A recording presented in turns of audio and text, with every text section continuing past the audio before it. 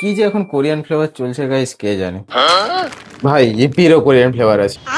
So let's try this. Obviously গ্যাসটা ফার্স্টে জ্বালাবো, এটা গরম হতে বসিয়ে দেবো। এবার এর মধ্যে কি আছে, সেই একই জিনিস, নুডলস, সিজনিং আর প্রিমিক্স। প্লিজ এরকম টকবক করে জলকে ফুটতে দিবি, তারপর নুডলস অ্যাড করবি। তো জল ফুটে গেছে, এবার এটা দিয়ে দেবো। হালকা হালকা করে এরকম করে ছাড়িয়ে নিবি, তোদেরই সুবিধা হবে। মোটামুটি হয়ে গেছে, এই জলটা চালিয়ে দিয়ে এবার ভালো করে ছেঁকে নেবো। এরপরে আমরা বানাবো chilli oil, actually seasoning oil এটা। তো প্রথমে দিয়ে দেবো বাটি, এতে দিয়ে দেবো সাদা তেল, কারণ সরষের তেলে ভালো লাগবে আর। একটু বেশি পড়ে গেছে, কই না। অ্যান্ড অফ কোর্স গ্যাস তো অন করতেই হবে, তাই না? হে হে। এবার ভালো করে তেলটা গরম হতে দিবি, যেন ধোঁয়া ওঠে। তো এটা কেটে নিয়েছি, এটাকে এখানে ঢেলে দেবো। যখনই তেলটা গরম হয়ে যাবে, সাথে সাথে ভেজিস গুলো অ্যাড করে দেবো, ড্রাই ভেজিস।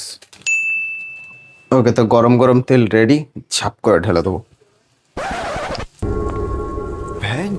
ভালো করে মিশিয়ে নেবো এটাকে।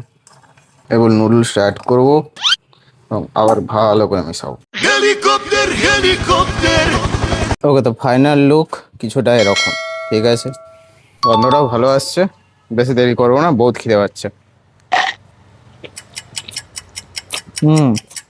ভাই সেরা লাগছে, সত্যি বলছি। তো আমি একটা ফ্রি সাজেশন দিতে চাই, কেউ যদি কোরিয়ান ফ্লেভারে কিছু খাস, প্লিজ তেল দিয়ে খাবি। একটু আনহেলদি হয়ে যাবে ব্যাপারটা, কিন্তু ইউ উইল এনজয়। হ্যাঁ, এটাও ঠিক। ইপি এটা ভালো বানিয়েছে, ইপি গুড জব। হুম। আর কি, তোরা দেখবি আমি খাবো, তাড়াতাড়ি ফলো কর।